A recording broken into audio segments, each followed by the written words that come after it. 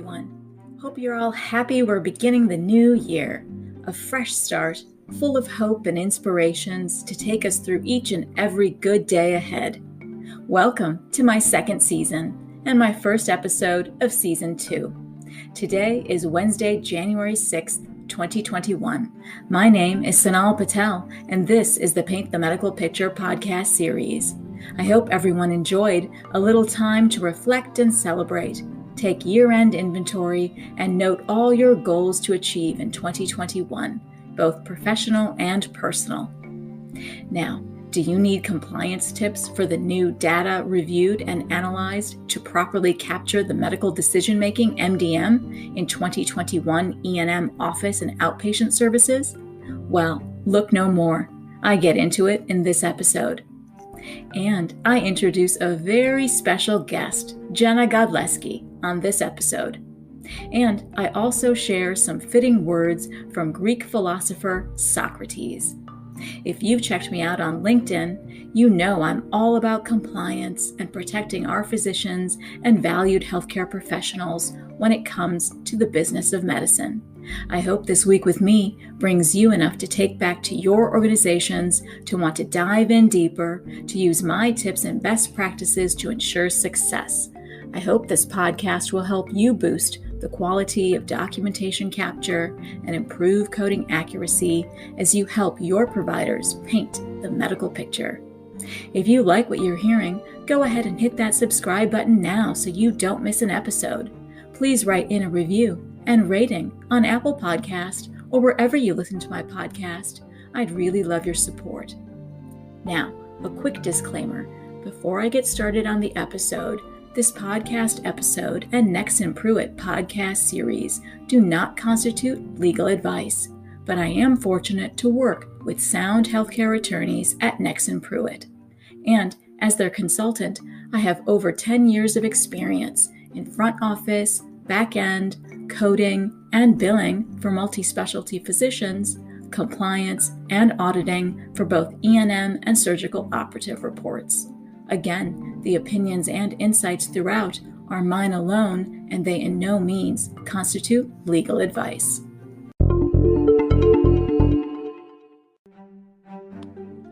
So, let's get into a very special Newsworthy that features my guest today, Special Counsel at Nexsen Pruet, Jenna Godlewski. I'm so excited to introduce her to all of you. Jenna focuses solely on healthcare law and assists medical practices on reimbursement and regulatory matters. She helps her clients reduce exposure, develop corrective action plans, and successfully appeal Medicare, Medicaid, and major private payer recoupment claims. Another primary focus of her practice is handling CMS enrollment issues, payment suspensions, and revocation and exclusion appeals. Jenna's legal career began as an in-house defense counsel for a prominent nationwide insurer. She then served for 3 years as a prosecutor for the city of Chicago, where she handled over 100 cases at a time from filing through resolution. This experience has been beneficial in her current work of representing her clients in AHA hearings to appeal Medicare overpayments and in supporting her colleagues on healthcare litigation matters. Jenna works closely with the healthcare team at Nexsen Pruet on audit defense, payer appeals, credentialing matters, and litigation support. Her clients include private physician practices, multidisciplinary practices, specialty practices, home health agencies, skilled nursing facilities, hospice agencies, laboratories, and medical billing companies. She excels at helping her clients find cost-effective ways to navigate complicated payer appeals, including RAC audits, UPIC audits, TPE audits, and termination and exclusion proceedings. Now, having known Jenna myself for a number of years, I can say she's highly organized and prides herself on her meticulous case preparation and interpersonal and writing skills.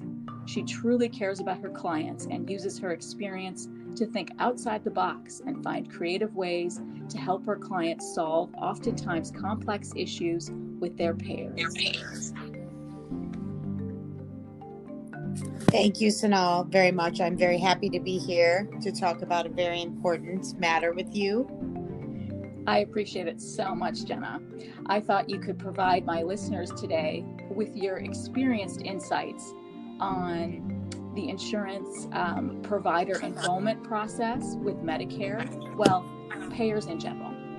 I know from hands-on experience in both the medical office and the hospital setting, it can be very meh, or the other extreme completely. It's very, very daunting. So I'd be really happy if you could walk us through some of the steps involved in provider enrollment. Sure. I think to give a basic overview, it would be a good idea to talk briefly about the Medicare provider enrollment process. And in order for any size provider to, from an individual provider to a medical practice, to enroll with Medicare, they have to fill out what is called the 855B form. And this form can be mailed in, but now Medicare prefers, and most people will submit this form electronically through their PACO system to the Medicare administrative contractor for their region. Before a provider can do this, they need to make sure they register and get an NPI number, which is a National Provider Information Number.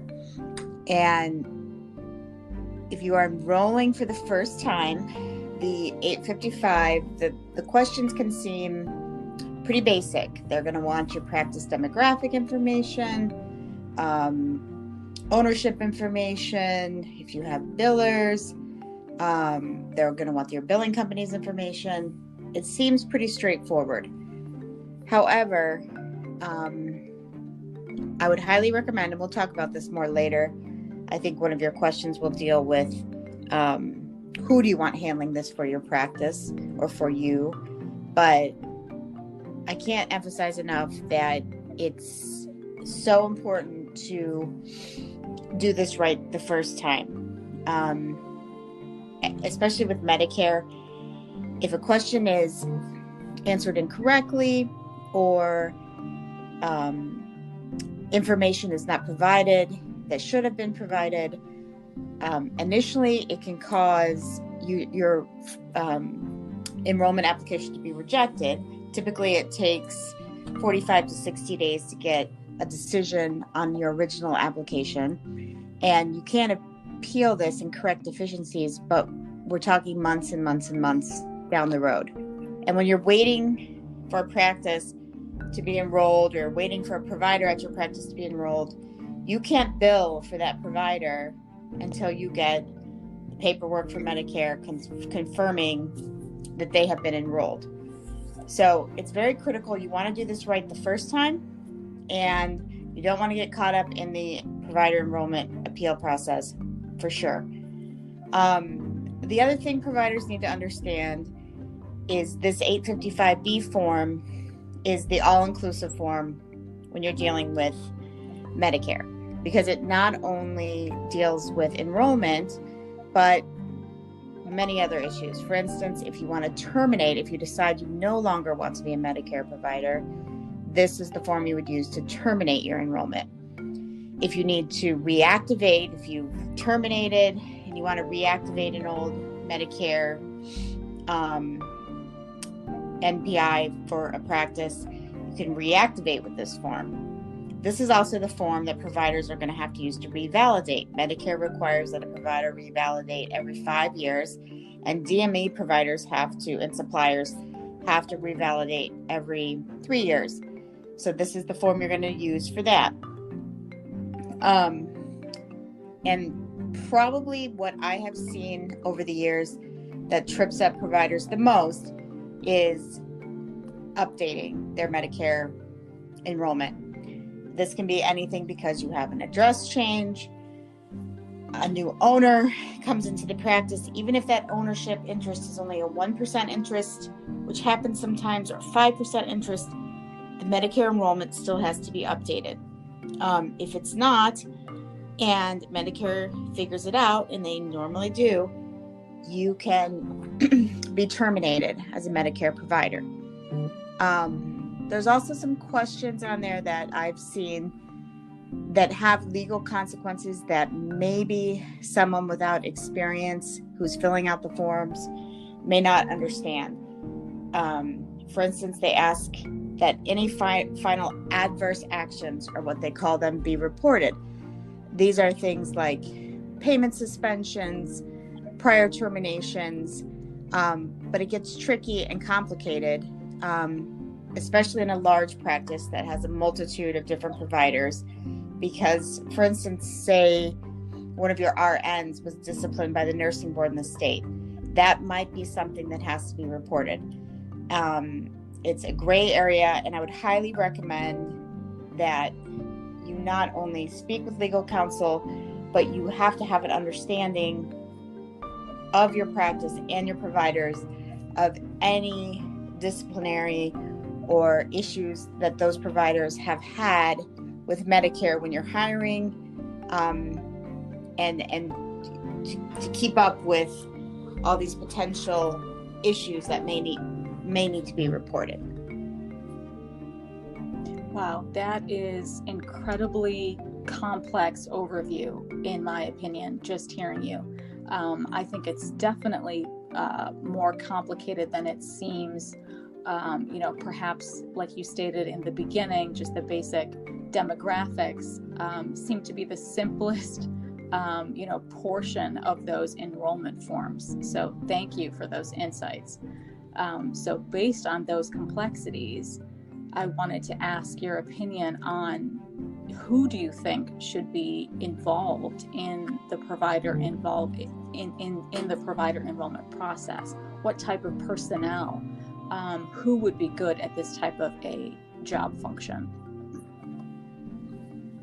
Well, I've seen, and we've seen, Sonal, many providers get in trouble because they entrust not only their billing, but all this credentialing matters to maybe front office staff that don't have the proper experience in these matters, and it can end up not going so well.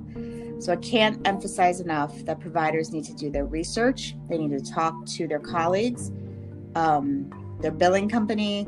Perhaps they have a management service company that can offer credentialing services, or maybe they have someone in-house who's competent.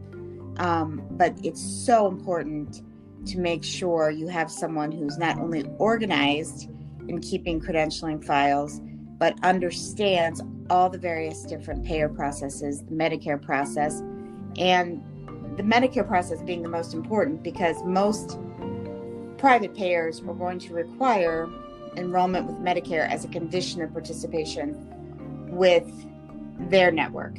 So Medicare has to be perfect.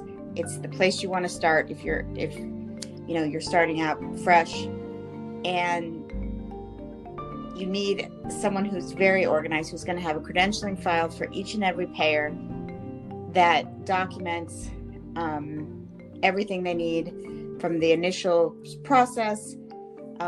Since a lot of these things are going to be done electronically, they need to make sure that printouts are made of all electronic submissions, and they need to make sure that they understand the time frames for revalidation and keep up with all the different revalidation processes and timelines.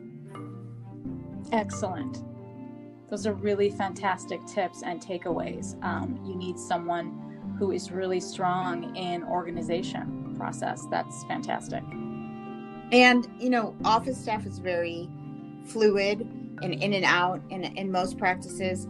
So a great organized folder, paper trail for every payer is critical, so that if, someone who's been handling Blue Cross's, Blue Shield's credentialing for a few years suddenly leaves the office, you've got right in front of you everything you need to know where you're at with that payer, and what steps you may have to take to stay updated. Yes, that's excellent. So the next person who's hired can pick up and understand where the practice is at with Blue Cross and Blue Shield, for example. That's Absolutely. spot on. Thank you. Okay. Third question. I think this is really good. I want to hear what your thoughts are. Why do you think there is such a breakdown in the workflow and the work process? Or better yet, what are some of your tips for ensuring successful provider enrollment from the very start? Again, I think I'm just going to emphasize having competent, organized people in charge of your credentialing and printing out, keeping an organized folder for every payer, understanding, keeping a chart of deadlines and a timeline, docketing when revalidations are due, and someone who is able to communicate, because a lot of times you're going to be communicating with the provider enrollment specialist at the various payers, and someone who can communicate well and establish a relationship with the payer so things run smoothly. Now, in your opinion so far, since we've been inundated with the COVID-19 pandemic, do you see any hiccups or glitches that have been happening in this arena because of COVID? I think providers are overwhelmed right now. I think things are definitely probably falling through the cracks because there's so many other concerns providers are dealing with. They're dealing with PPE issues, staffing issues, trying to keep, their patients coming in, their patients safe. So yes, compliance and credentialing can definitely fall through the cracks in times like these. But again, the payer's not going to care. Medicare's not going to care that, unfortunately, you had a crisis at your office and you forgot to submit your revalidation forms timely, or you forgot to update the new owner, the new doctor who just bought into the practice. So exactly, you have to stay on top of your compliance no matter what. You just have to. It has to be a priority number one. Absolutely agreed. We see it every day. Now, last question for you. Why is it critical to have legal involved based on your years of experience? Well, what I have seen is when you submit your enrollment application and try to become credentialed with the payer, that's really you want to start out on the right foot. You want to start out by making sure you do it right the first time. There's no issues. You don't get caught down the road because you have failed to disclose something you should have, or you have providers that you didn't roster properly. In a large practice, you may not have to individually credential every single provider, but usually they have a roster sheet that has to be filled out and kept current with all your current employed providers.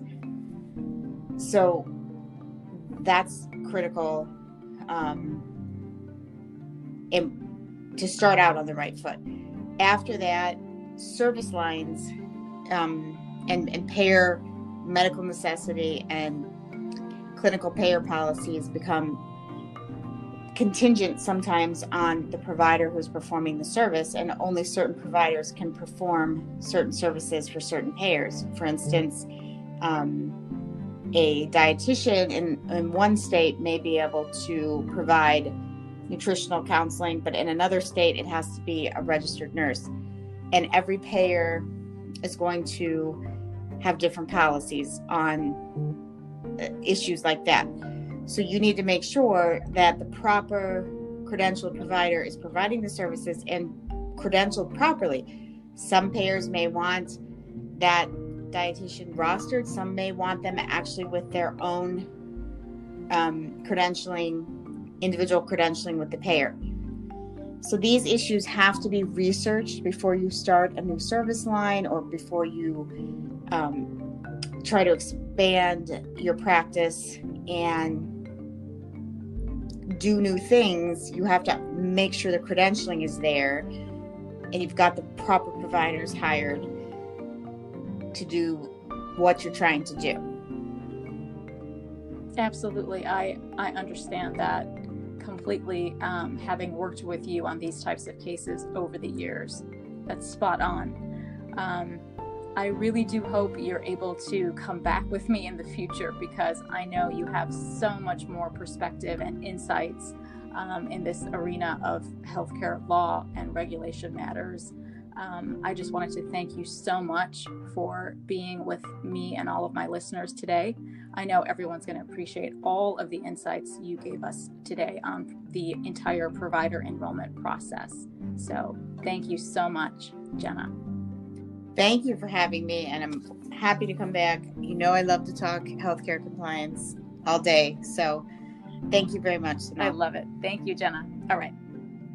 Bye-bye.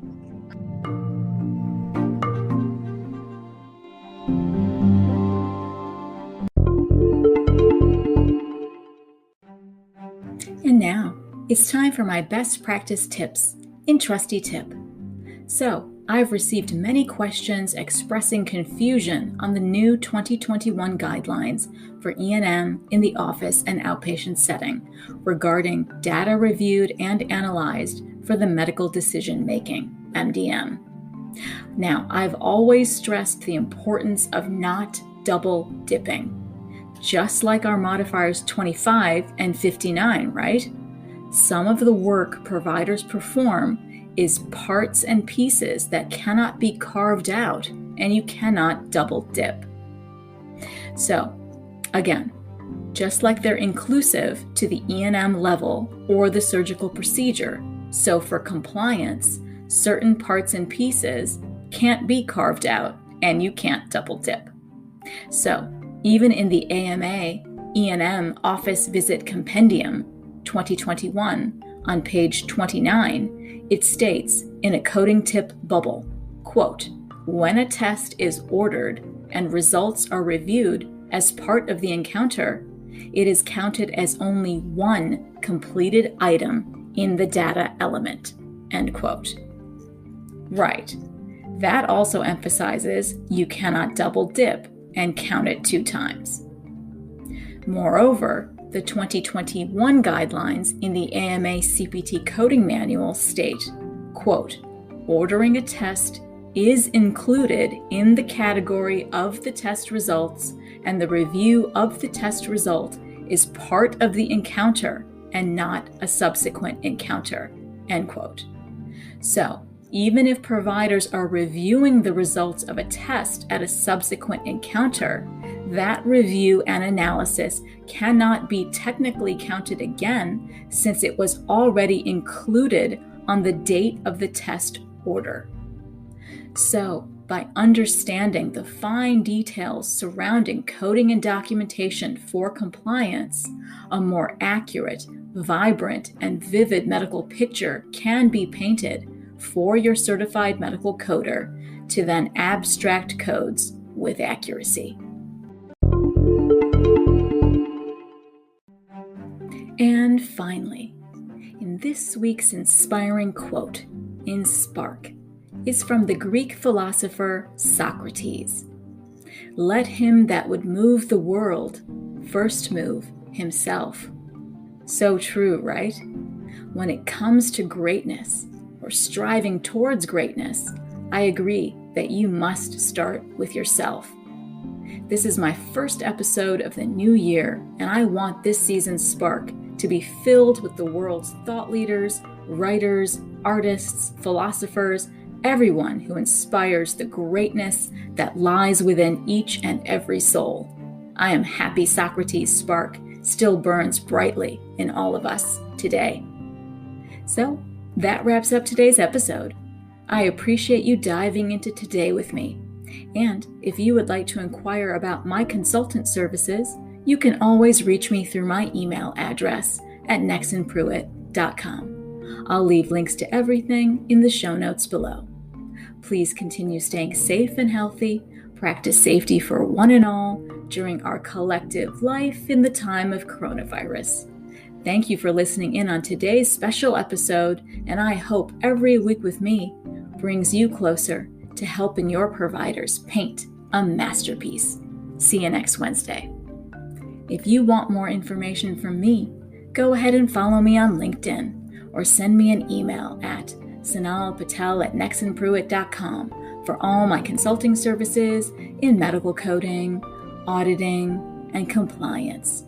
Thank you.